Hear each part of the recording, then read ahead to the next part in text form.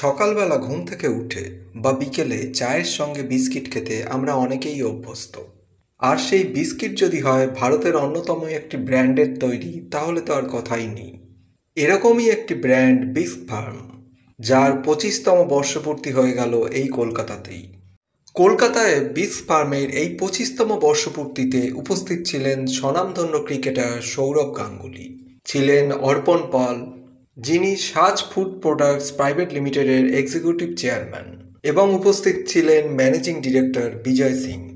2000 সাল থেকে bisque farm নামের এই ব্র্যান্ডটি শুধু বিস্কিট নয়, কুকিজ, কেক আরও অন্যান্য প্রোডাক্ট তৈরি করে চলেছে। এই ব্র্যান্ডটি সাজ ফুড প্রোডাক্টস প্রাইভেট লিমিটেডের অন্তর্গত, যা আবার অপর্ণা গ্রুপ অফ কোম্পানিজের একটি অংশ। বিস্ক ফার্ম ভারতের একটি অন্যতম ব্র্যান্ড হিসাবে খ্যাতি লাভ করেছে। বর্তমানে পূর্ব এবং উত্তর ভারতে এটি যথেষ্টই জনপ্রিয় এবং সবার ফেভারিট। তবে এতেই সন্তুষ্ট নয় এই কোম্পানি, এরা বিজনেস আরও বাড়াতে চায় এবং তাদের এই অ্যাম্বিশনের কথাই শোনা গেল এই 25তম বর্ষপূর্তিতে। কোম্পানিটি 2000 কোটি টাকার টার্নওভার পেরিয়ে গেছে এবং শীঘ্রই আগামী 5 বছরের মধ্যে এটি 5000 কোটি টাকার টার্নওভার পেরিয়ে যাবে এরম আশা করে। এটি পূর্ব ভারতের দ্বিতীয় জনপ্রিয়তম বিস্কিটের ব্র্যান্ড এবং এর মার্কেট শেয়ার 4%।